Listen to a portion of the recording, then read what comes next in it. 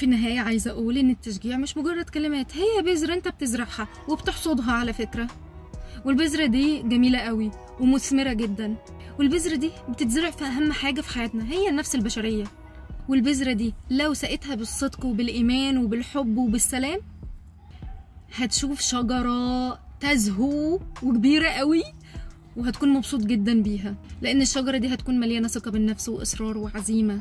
وخليك فاكر إن كلمة تشجيع منك هتكون عاملة زي الضوء اللي داخلي دلوقتي وأنا بصور، وكلمة التشجيع عاملة زي الصوت الدافي في الشتاء الكئيبة.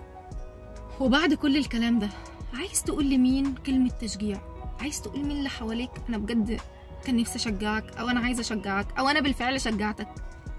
يلا كده شوف دايرة علاقاتك، ممكن الكلمة دي تغير يوم وتغير يومك. يلا قولي في التعليقات ايه اكتر كلمة تشجيع غيرت حياتك وغيرت يومك وعمرك ما تنساها. لو الفيديو ده لمسك وحسيت ان انت استفدت منه، يلا بقى شيره لصاحبك او لدايرة معارفك، واعمل كومنت ولايك وشير وسبسكرايب، لان اللي جاي هيساعدك تكون احسن كل يوم. يلا بقى خلوا التشجيع عادة في حياتنا.